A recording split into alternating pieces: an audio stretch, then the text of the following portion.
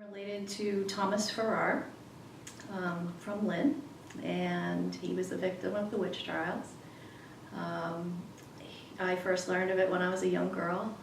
My father was very interested in genealogy, and I knew pretty young that the family came from England to Salem, and then with the John Winthrop group in the 1630s, and then went down to Charlestown from there and settled there.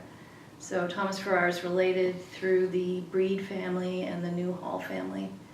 So and I knew of him because of the family connection. The story that I learned was that he was the victim, that he was a farmer, he was an old man, he had gray hair, and he had a large nose, and apparently he was accused by Ann Putnam for that reason. Perhaps there's more to this story. I don't know what it is. I don't think anybody does. He was called Old Pharaoh. He had bad hearing. He was allowed to sit in the pulpit at church to take in the sermons.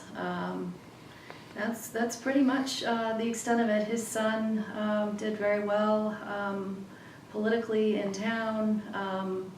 I think they did okay as a family. We don't quite, there's all kinds of speculation as to what caused him to be attacked or victimized. So we don't really know. So it's been something that I've been fascinated with for my whole life, really.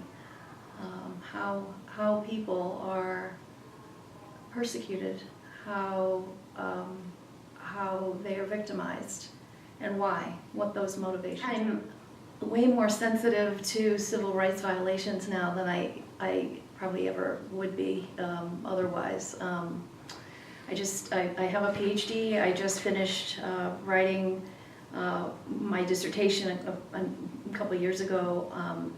That project, oddly enough, is on Dr. Karl Muck, the conductor of the Boston Symphony Orchestra, who was also attacked during World War I. And I wrote my dissertation on all the various motivations for why he was attacked beyond the normal anti-German hysteria discussion that you usually hear about. And I see those connections between what was going on in Salem with the witch trials and what was going on in World War I. To Dr. Muck, he was a well-regarded, successful conductor of the symphony, and he was attacked for competitive reasons, among many other reasons, and he was, all his possessions were taken away from him. He was interned and deported.